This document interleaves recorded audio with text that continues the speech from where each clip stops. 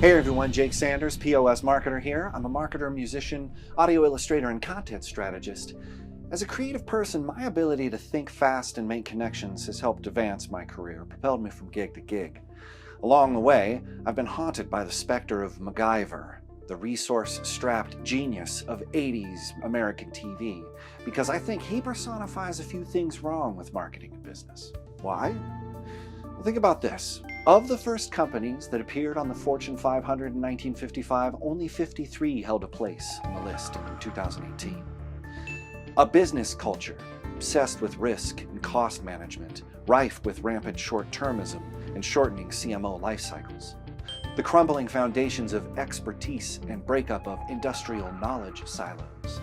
A gig economy filled with entrepreneurial DIY life coaches, gurus, hackers. The belief that the next big platform or IPO or genius idea will come like it always does, from a random scrappy teenager's garage. And MacGyver.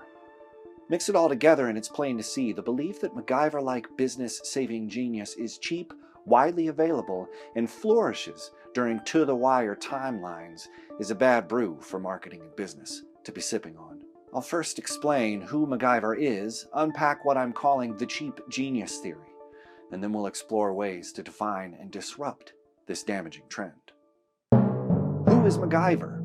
A bent paperclip can defuse a ballistic missile. A potato and some cigarettes are all you need to thwart a high-tech prison's security system.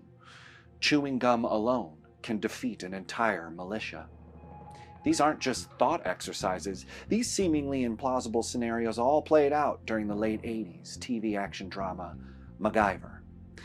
There are MacGyver fan sites dedicated to celebrating the genius of the hero, featuring full breakdowns of all the problems he's applied his time-strapped, cost-effective MacGyverness to in all 7 seasons on CBS from 1985 to 1992. While MacGyver seems to portray creativity very favorably, it's my belief that MacGyver perfectly personifies the perceptual problems around what creativity and cheap genius is, where it comes from, what resources it needs, what it's worth, and how creative ideas can be best applied in business and life.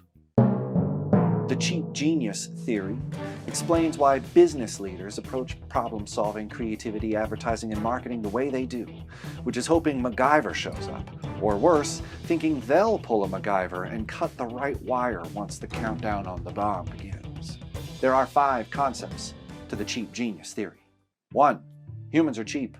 Although a premium option exists for almost every good or service, the best house, car, president, the best advice, the best hummus, humans will almost always choose the least crappy, less likely to fail option. Not the worst, but the least worst. It's called satisficing, and it's an irrefutable part of human behavior. It's based on strong empirical data, and it's the best explanation around for why people make decisions that don't make sense in the long run.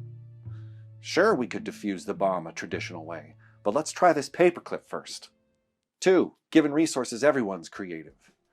With so many brainstorms and post-it notes and examples of startups with humble and hooded, sweatshirted beginnings, genius ideas spawned from simple creative thinking are seemingly everywhere and cheaply available. Many are the professional articles outlining how managers just need to unleash their team's creativity to solve their issues. If creativity is widely available, that changes the way creativity is incentivized or incorporated into strategic thinking. If we solve the last emergent problem cheaply in a tight timeline with a potato, then why budget in experts' time or resources for this emergency? If MacGyver can't disarm the bomb in time, after this next brainstorm, I bet Glenn from accounting might be able to pull it off. 3. Creativity loves spontaneity. The myth that creativity is bolt out of the blue stuff and always arises spontaneously is pernicious outside of the creative community. There's a belief out there, no thanks to MacGyver, that creativity is best catalyzed by time and resource constraints, and it's usually only when your cognition is pushed to the wire do the explosive, successful results take place. Nope. The true skill to develop in creativity is not time-constrained improvisation, but strengthening the mental muscles that connect threads between disparate channels of thought. The results of creativity may be experienced and sharpened most thrillingly at the drop of a hat, but the skill that connects creative conclusions takes a long time to strengthen, for ideation at a rapid pace to take place. So in training for creativity, it isn't about developing quicker reaction times, but rather increasing mental flexibility in making far-flung connections between wide swaths of human experience, accrued knowledge, cultural, social consciousness, and expressing it all through the chosen medium. Just because someone has diffused a bomb with a shoe in under 30 seconds doesn't mean that's the most effective way to train for diffusing a bomb. 4. Creativity isn't action or output, it's connection. Creativity is an observation made in the minds of those that connect a creative action to genius, not in the action itself. Creativity is judged not by the act, but by the audience, the norms it upsets, the expectations it disrupts. Cheap genius is only good when someone is there to see it as genius. Otherwise, it's just cheap. Or worse. Enthusiasts of the cheap genius theory wrongly think the purpose of creativity is to solely manifest actionable ideas, missing the point that the true measure of a creative idea is the interpretation and accepting ingestion of it by an audience, not just in the idea itself. 5. Real creativity is something we've never seen before. Creativity is not a groundbreaking shattering of molds, but the art of combining recognizable molds in unexpected ways. Something that had never been seen or experienced before would not strike a familiar chord in our souls, and so it would just seem chaotic or out there. If you've heard free jazz, you know what I'm talking about.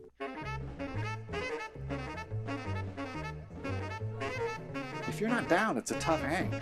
The cheap genius theory highlights the skillful usage of a paperclip to defuse a missile, overshadowing the true skill in need of praise and creativity, which is a deep understanding of pre-existing concepts, in this case metallurgy and electricity, and how to quickly combine and apply them in novel ways and situations. Ingenuity and spontaneous invention is only possible on the shoulders, brains, backs, thoughts, legends, laws, and expectations of the rules that have come before us. You can diffuse the bomb with gum in its wrapper because you know about microchips, friction, the chemical properties of saliva, and the electrical conductivity of metallic substances.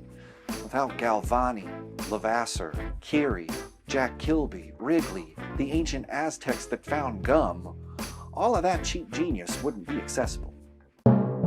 Why is this bad, and what to do about it?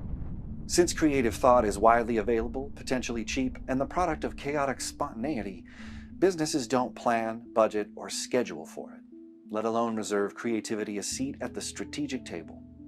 That's bad.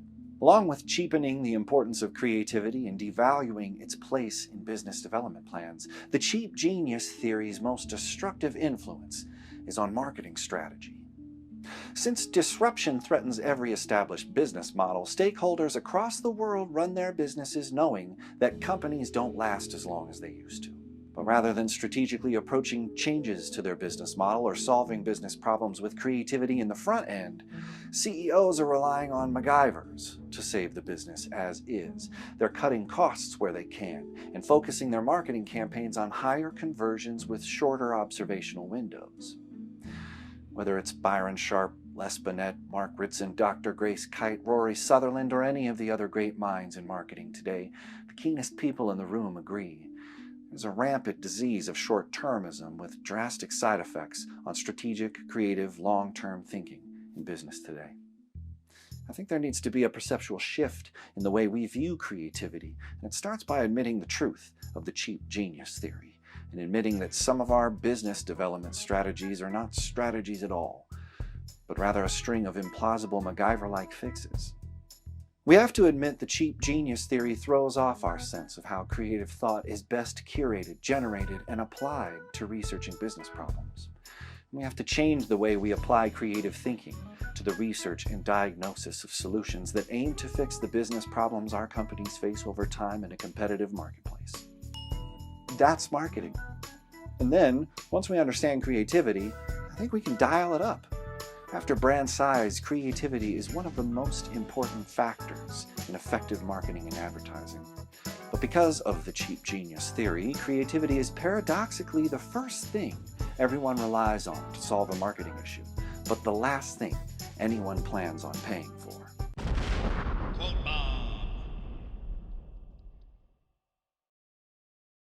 Rather than relying on more MacGyvers to show up, I'd like to see creativity given its proper respect, time frame, and a proving grounds to demonstrate its ability to guide business development strategy.